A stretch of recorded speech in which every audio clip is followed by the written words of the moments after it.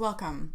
So today in this video, I'm going to be discussing self-sabotage and what the definition of self-sabotage is and how you can take steps to start to understand this aspect within yourself and make moves in a direction towards a healthier space within so you can start to do things in a new way. So by the end of this video, you will have 4 steps that can help you in your daily life to change this pattern of self-sabotage. For healing technologies and advice for your transformation, be sure to subscribe to my channel and hit the bell if you want to be notified when I put out new content. My name is Tess and I'm with Uncharted Depths. I've worked in mental health and addictions for many years, and I now work one-on-one with my clients, and I help them to break through limited core belief systems, adaptations of the personality that were created through childhood difficulties and childhood trauma. I am very passionate about moving my clients in the direction back towards the authentic self. So what is self-sabotage? Well, this is when you directly undermine your goals and your values. So in other words, you have a goal and you want to make moves towards that goal, or you want to change something in your life that is probably a more healthy aspect or a healthier way to do things, but you directly do things that conflict with those goals and those values that you would like to take steps towards. So say you want to lose 20 pounds and you have everything set up and you know that you have a plan that can be successful. And part of your plan is not to eat after dinner for 2 weeks, let's say. And so 7 o'clock rolls around and you go for the chips and you contemplate this, but you cave and do it every night or multiple nights where it's self-sabotaging your goal. Or say you want to quit smoking and you quit for 3 days and you're doing really good, but then you self-sabotage by, saying, screw it, I'm going to go have a smoke. And so you self-sabotage this process. You undermine yourself. You undermine your goals and your process. And self-sabotage can also come into relationships. Someone that may be seeking a healthy relationship, and when it shows up on their doorstep, they unconsciously self-sabotage this relationship until that relationship ends. So there is conscious self-sabotage and unconscious self-sabotage. And so where we're conscious, so smoking would be a conscious one, right? So you have these goals put into place and you've quit for a few days and then you consciously go take a cigarette and smoke a cigarette and you self-sabotage the process and then you have to start all over again. So you're conscious of this process. Unconscious self-sabotage, an example would be in a relationship, the example that I gave before, where somebody is unconsciously self-sabotaging the relationship and they're not really aware of their patterns and the way that they're reacting and the way that they're dealing with things. And this comes from past trauma and past pain from childhood. And usually this is based around a fear of failure. So another example of this would be somebody that gets a job and it's a good job that they want, but they have a strong fear of failure underneath from the past, and it carries with them, but it's unconscious. It's very unconscious within. And so they show up late to work all the time. They do little things at work that self-sabotage this job and where they end up getting let go from the job. And this tends to be a pattern within every job. And people usually get judged in this way that, oh, they must be lazy or they don't try hard enough. But this actually comes from a deep place of trauma and a belief around a fear of failure. So they're not lazy. They just have hidden aspects within that are causing them to self-sabotage the process. So until we become aware of self-sabotage, then it's just going to keep repeating itself. And I know this from my past. I used to be the worst self-sabotager, and it came from a space of being scared of failure. And this came back to my core beliefs within about myself. And once I was able to understand my core belief systems, what self-sabotage was giving me, because our coping mechanisms, and self-sabotage is a coping mechanism, always have a functionality. They give us something in a way. It may seem like the outcome is very negative, but in some way it is feeding us. And we'll move into step number 1, which is to identify where you are self-sabotaging in your life.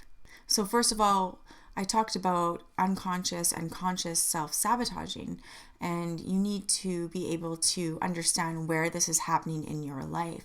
So start to get curious in your day-to-day life. If you're not aware of where you're self-sabotaging, but you have an inkling that it may be happening, but you don't quite understand it, just get curious, write these down, pay attention to the way that you tick, the way that you do things, the way your mind works, and what places in your life you are doing this. So we can't change a pattern until we become conscious of it. So really all it takes is getting curious. And this takes us into step number 2, and I spoke a little bit about this before, which is the functionality of self-sabotage. So what is self-sabotage giving to you? Yes, it creates negative outcomes in your life, but there is something that it is feeding within, because it is a coping mechanism. So for me, like I spoke about, is that I was afraid of failure, so I decided that I was already a failure. And so it was easier for me to just sabotage everything and just be that, instead of trying and then maybe failing. So it gave me a sense of safety within that. I was safe. I never took any risks. I could say safe being small. Or say you're in a relationship and you are self-sabotaging the relationship, but you're not really conscious of it. And so once you become aware of these patterns, and what is the functionality of that? What is that giving to you? So usually somebody will be scared of the relationship failing. Maybe they've had a lot of loss in their life and they were modeled at a young age that relationships don't work out, or they had a lot of pain and trauma as a child and felt very alone. And so when they get in a relationship, it's hard for them to fully step into that relationship and fully step in wholeheartedly. And it's scary because they might lose it. The relationship may end. So they actually self-sabotage the relationship throughout the relationship, and the relationship ends. But instead of the other person, say, breaking up with them or them being hurt by the other person, they're the one that is doing it on an unconscious level. And so again, it's on an unconscious level of this fear of disappointment, a fear of failure within the relationship. So if they create those disappointments, it's less painful, even though it's still very painful, but it's a coping mechanism within it. There's a functionality of safety within that.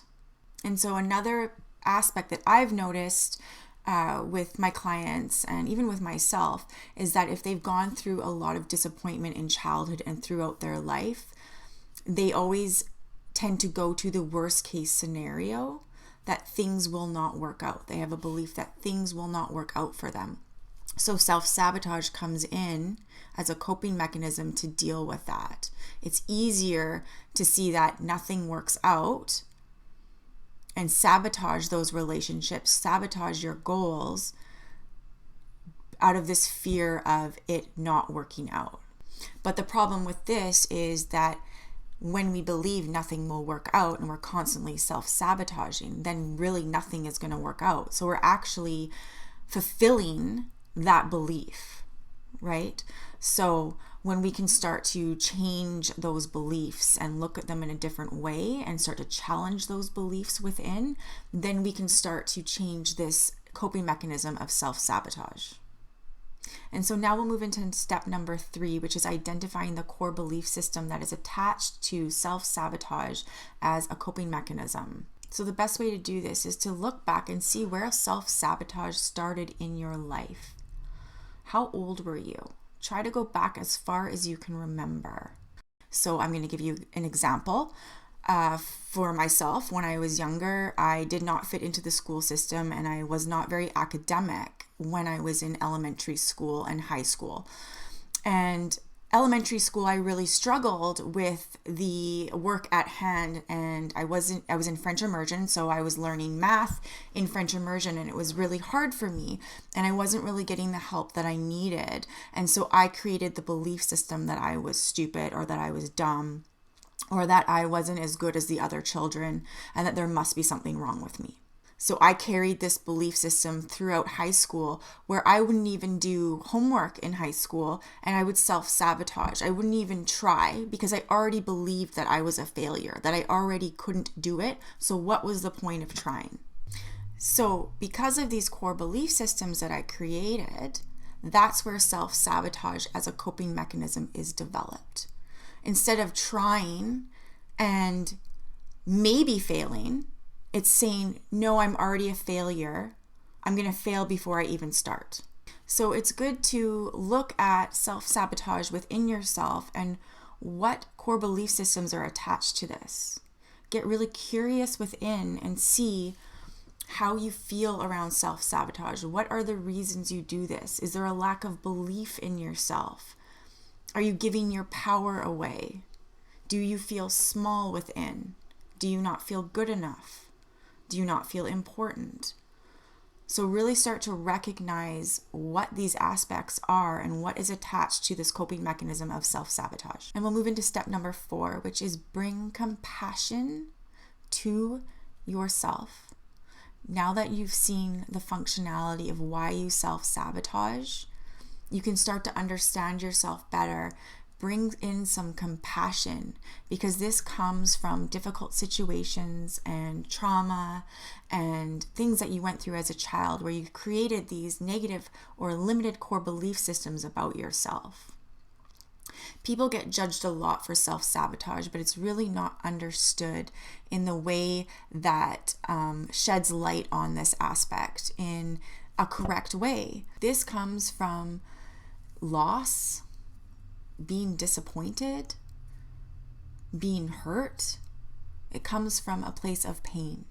And so this needs compassion from you, because what self-sabotage does, this cycle, it creates more shame, more blame, more guilt, more beating yourself up, more perpetuating the core beliefs that you've created about yourself. I'm not good enough. I must not be good enough, especially if we're unconsciously self-sabotaging. So it just creates this cycle of spinning around on this hamster wheel of negativity. So the number one thing you can do is to bring some self-love and compassion to yourself.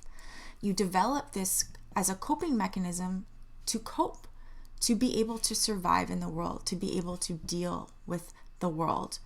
I really believe if we want to change any patterns, we need to bring compassion to them. If we're judging these patterns that we have, we're resisting them, we're rejecting them, we want them to be different, we're not accepting them and seeing them as a survival mechanism that we developed for valid reasons. But once you become aware of it and bring compassion to it, then you can start to change these patterns in a positive light. So now you've learned the 4 steps on self-sabotage and how you can implement these into your daily life to help you break through these patterns with compassion. If you like this video, be sure to hit the like button, subscribe, and share with your friends. My name is Tess. Thanks for watching.